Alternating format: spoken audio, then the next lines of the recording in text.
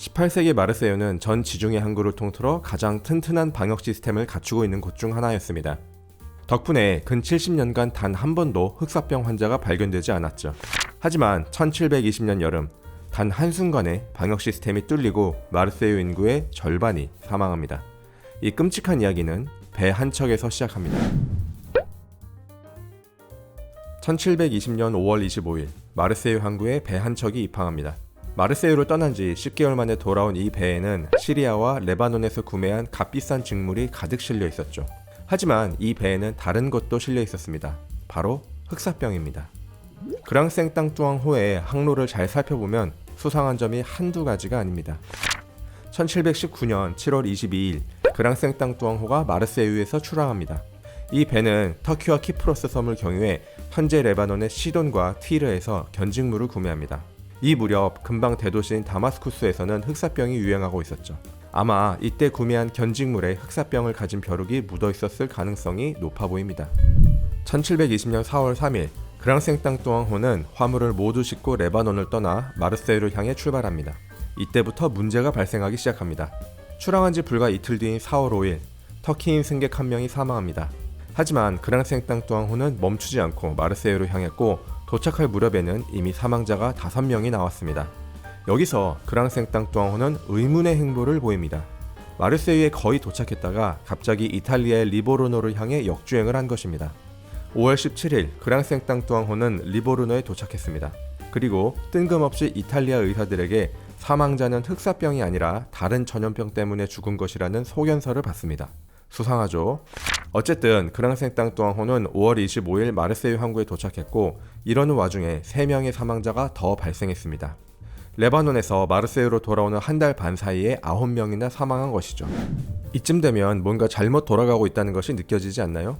하지만 그랑생땅뚜앙호가 마르세유 항구에서 검역받는 과정은 더욱 비정상적으로 흘러갑니다.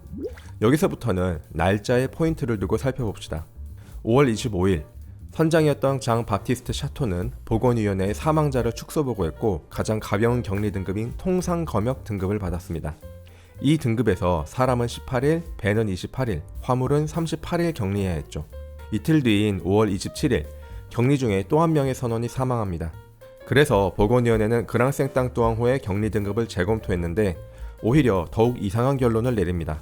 그랑생땅뚜앙호의 선원들은 그대로 격리를 진행하되 화물은 바로 하역하라는 지시를 내린 것이죠.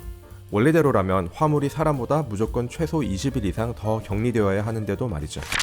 위험이 감지되었음에도 불구하고 보건위원회가 격리 등급을 낮추고 특히 화물은 이례적으로 격리를 빨리 해제했다. 이게 그랑생땅뚜앙호에 대한 비정상적인 조치의 핵심입니다. 이 수상한 조치를 어떻게 이해해야 할까요? 진실을 정확히 알 수는 없습니다.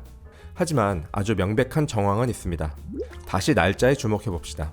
만약 검역에서 최고 격리 등급인 위험 검역 등급을 받는다면 화물은 60일간 격리해야 합니다. 그랑생땅뚜앙호가 마르세유에 도착한 날짜는 5월 25일.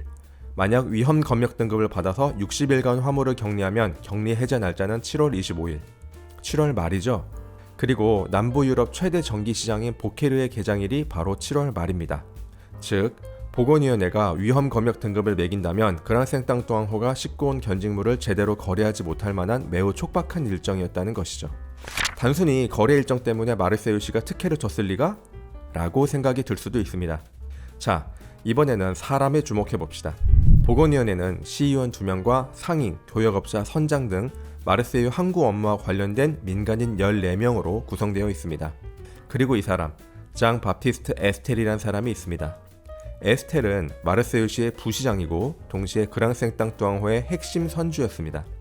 시 정치인이면서 동시에 항구 업무 관련 업자라. 딱 보건위원회 인맥이네요. 이것은 당대의 마르세유 사람들 모두가 생각하고 있었던 킹리적 가심이었습니다. 왠지 아니다 싶으면 실제로 아닌 경우가 많죠. 이건 좀 아니다 싶은 그랑생땅뚜앙호에 대한 조치들은 결국 실제로 아니다 싶은 상황을 가져왔습니다. 그랑생땅뚜앙호가 돌아온 지 거의 한 달 후인 6월 20일, 최초로 민간인이 사망합니다. 그 후 사망자 숫자는 걷잡을 수 없이 늘어났고 7월 9일에야 검역관들이 검시를 통해 공식적으로 흑사병을 인정했습니다. 이미 상당한 사망자가 나온 뒤였죠. 그럼에도 불구하고 마르세유시 당국은 9월까지도 공문서에 흑사병이라는 단어를 쓰지 않았습니다. 대신 전염병, 감염 등의 단어를 쓰며 사태를 똑바로 파악하기 두려워했죠. 이러는 가운데 8월 초부터는 일일 사망자가 100명을 넘겼고 9월에는 일일 사망자가 1000명에 이릅니다. 확진자가 아니라 사망자가요. 마르세유는 완전히 흑사병의 도시가 되어버렸습니다. 그랑생땅 뚜앙호가 입항한 지 불과 4개월 만이었습니다. 많은 마르세유 시민들이 흑사병을 피해 도시를 떠나는데 8월에만 3-4만 명 정도가 탈출했다고 합니다. 하지만 안타깝게도 이 사람들 중에도 복균자가 있었고 이제 흑사병은 마르세유를 넘어 프로방스 전역에 퍼지게 됩니다. 이렇게 프랑스 역사 속 마지막 대규모 흑사병이라는 지옥문이 열렸습니다. 오늘 이야기는 시스템과 사람의 관계를 생각하게 하네요. 아무리 완벽한 시스템이 갖춰져 있다고 해도 결국 사람들이 그것을 지키지 않으면 아무 소용이 없다는 것을 다시금 느꼈습니다. 그렇다고 해서 모든 걸 포기할 수도 없습니다. 마지막 3부에서는 살아남은 사람들이 이 팬데믹 상황에 어떻게 대처했는지, 그리고 팬데믹 이후 사람들의 삶은 어떻게 바뀌었는지 알아봅시다.